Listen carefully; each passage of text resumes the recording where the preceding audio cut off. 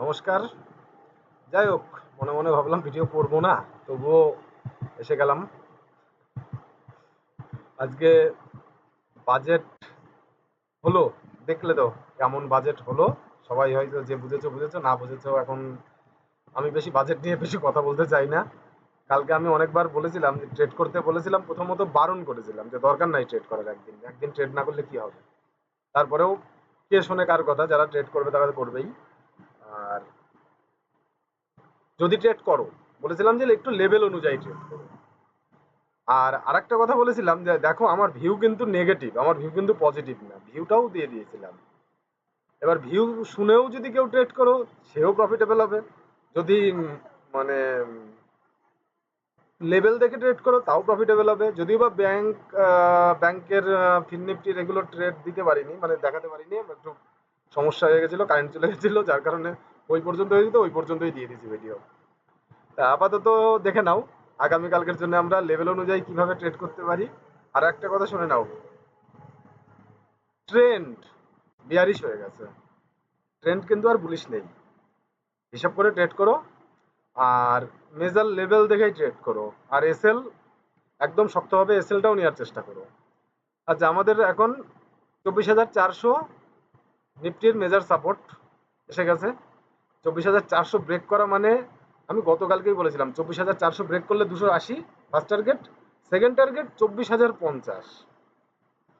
অনেক বড়, অত বড় যাওয়ার দরকার নেই। 24,080, 280 আসলেই খুশি, মানে 120 পয়েন্ট। গতকালকের ভিডিওটা দেখে নিও, তাহলে বুঝতে পারবে যে 120 পয়েন্ট। আর উপরে বলেছিলাম 630 যদি ব্রেক করে 750, এখানেও 100 পয়েন্ট, 120 পয়েন্ট, 120 পয়েন্ট নিফটির মুভমেন্ট মানে আমাদের জন্য যথেষ্ট আমার মনে হয়।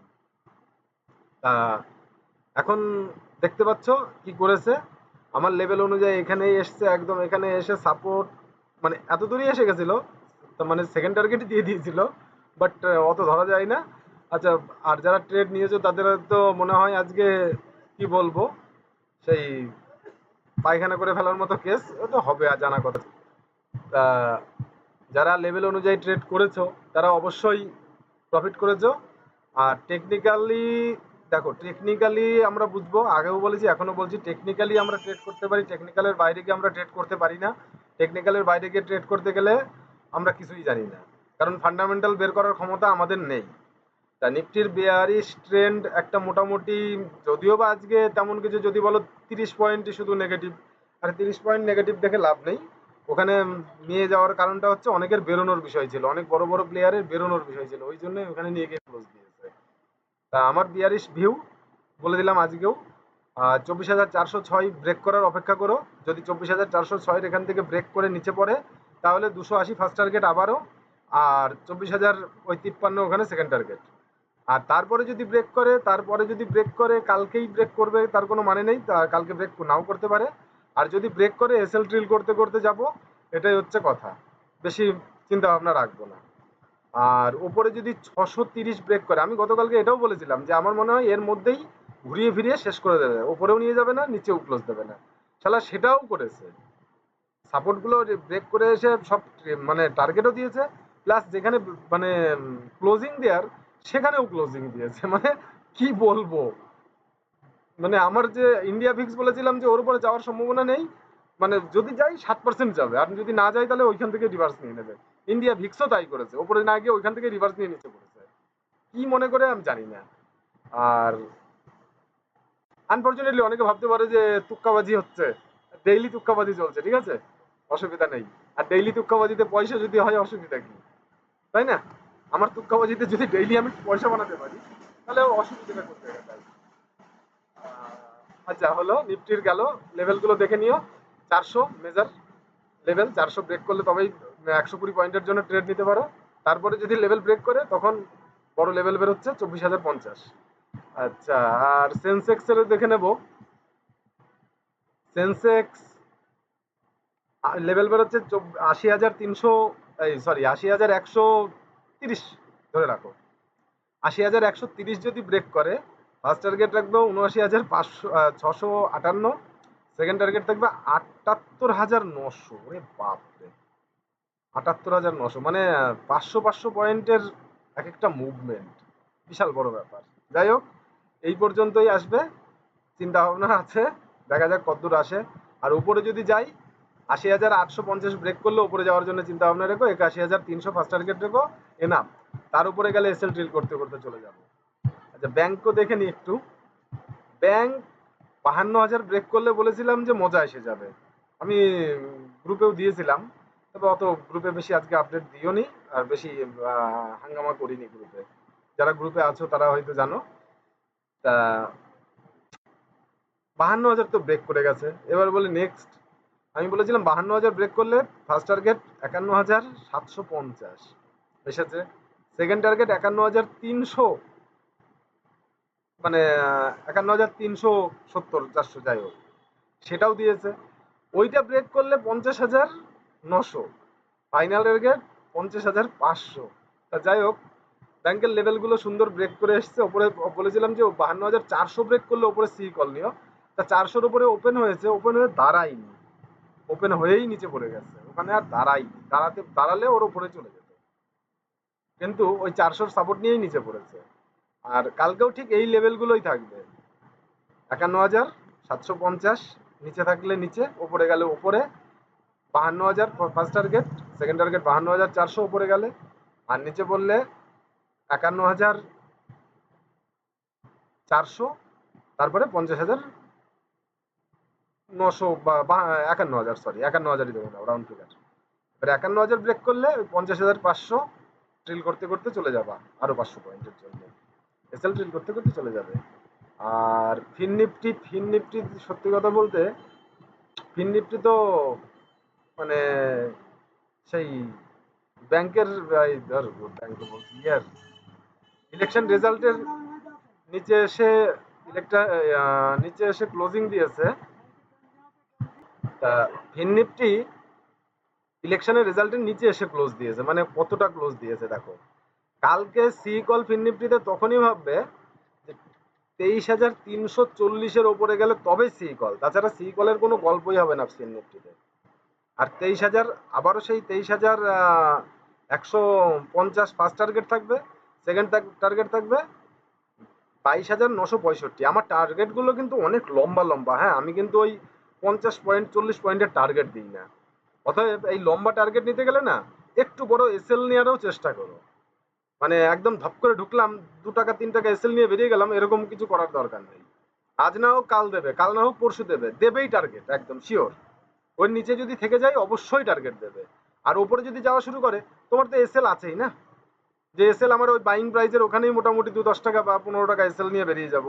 তাই এইটাও ফিন নিফটিকে মানে লক্ষ্য করো। টার্গেট কিন্তু অনেক বড় বড়, ৩০০ মানে ১৫০ পয়েন্টের টার্গেট, আবার ১৫০ পয়েন্ট ব্রেক করলে ২০০ পয়েন্টের টার্গেট, মানে অনেক বড় বড় টার্গেট। আর মার্কেট বিয়ারিশ, এটুকুনি, এতে কোনো সন্দেহ নেই, সেটাও একটু লক্ষ্য রেখো। আর মিড নিফটি, মিড নিফটি তো একটা আলাদা খেল। মিড নিফটির মতোই চলে। ১২টা ১৫ ক্যান্ডেলে কি বানিয়েছে আমি ঠিক বুঝে উঠতে পারছি না। এক ক্যান্ডেলে মানে হাগা মোতা বের করে ছেড়ে দিয়েছে। এখান থেকে যারা বাই করেছিল মোটামুটি, তাদের পায়খানা বের করে ছেড়ে দিয়েছে এক ক্যান্ডেলে। এই জন্যই বলেছিলাম যে আজকের দিন ট্রেড করার দরকারই নেই, যদি এসএল না দিয়ে থাকে তার মোটামুটি জীবন শেষ। আচ্ছা যাই হোক, মিড নিফটির লেভেল দেখো, ১২,৩২৫, ১২,৩২৫ ব্রেক করবে, সোজা চলে আসবে ১২,০৩৫, মানে ওরে বাপ রে, ৩০০ পয়েন্ট মিডে, বিশাল ব্যাপার। ৩০০ পয়েন্ট মিডে পাওয়া যাচ্ছে, তার মানে ৩২৫ ব্রেক করলে এই ট্রেড কোনো রকম ছাড়ার কোনো প্রশ্নই আসে না। ৩০০ পয়েন্টের লেভেল, একদম ডাইরেক্ট ৩০০ পয়েন্ট মিডে। তাই যাই হোক, এই লেভেল ব্রেক করলে না কোনো রকম দেখারই দরকার নেই। এই লেভেল বের করলে সামান্য এই মোটামুটি ২৫ পয়েন্টের এসএল নিয়ে চোখ বন্ধ করে ধরে বসে থাকবে। ৩০০ পয়েন্টের টার্গেট আছে, বড় টার্গেট। আর এইটা ব্রেক করলে ১২,০৩৫ ব্রেক করলে আবার ১১,৮৮০, মানে এখানেও প্রায়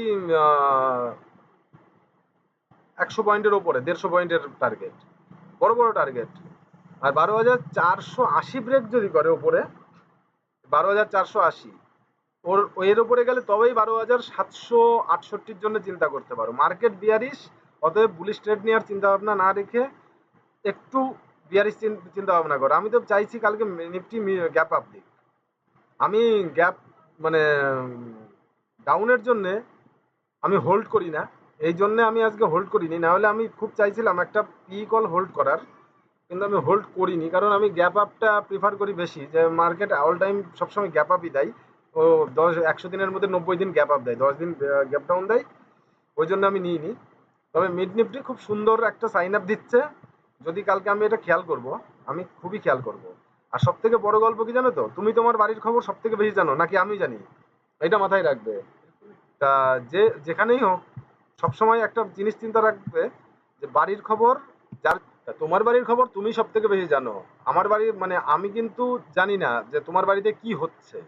তা এখানে এফআইডিআই সেলটা দেখে নাও, তাহলে ভালো বুঝতে পারবে। এফআই বাই করছে, হ্যাঁ, আর ডিআই সেল করছে। ডিআই সেল করছে আর এফআই বাই করছে। 1 ঘন্টা পরে আসো। তা এফআই যখন বাই করছে আর ডিআই যখন সেল করছে, ডিআই হচ্ছে আমাদের ঘরেলু সংস্থা আর এফআই হচ্ছে বাইরের সংস্থা, ঠিক আছে। আজকেও আজকে আজকে এখানে কি দেখাচ্ছে, আজকে এফআই সেল করেছে, ডিআই বাই করেছে। এখানে তো আবার অপোজিট সিস্টেম দেখাচ্ছে গো, এটা একটা বড় সমস্যার বিষয়। যাই হোক, তোমরা লেভেল অনুযায়ী ট্রেড করলে কোনো সমস্যা হবে না, আর লেভেলের বাইরে গিয়ে ট্রেড করলে তবেই সমস্যা হবে। আর এখানে তো একটা উল্টো কেস দেখাচ্ছে, আজকে আবার এফআই বাই করেছে মার্কেটকে নিউট্রাল রাখার জন্য, আমার যতদূর আইডিয়া। তা যাই হোক, আজকের এই এফআইডিআই ডাটা আর আজকের ভিডিও এই পর্যন্তই। তা সাবধানে লেভেল অনুযায়ী ট্রেড করো, অবশ্যই লস হবে না। লেভেল অনুযায়ী ট্রেড করলে 100% প্রফিটই হবে। এসএল খাবে না কেন, 10 বারে 2 বার 3 বার এসএল খেতে পারে, বাট টার্গেট যদি একবার দেয়, আমার যা টার্গেট গুলো থাকে না, কঠিন মারাত্মক টার্গেট, একবারও যদি তুমি টার্গেট নিতে পারো না, ও মানে 7 বার এসএল খেলেও একবার টার্গেট নেবে, তাতেও দেখবে 7 বারের এসএল কমপ্লিট করে প্রফিট দিয়ে দিয়েছে। ঠিক আছে, আজকের মতো এই পর্যন্তই।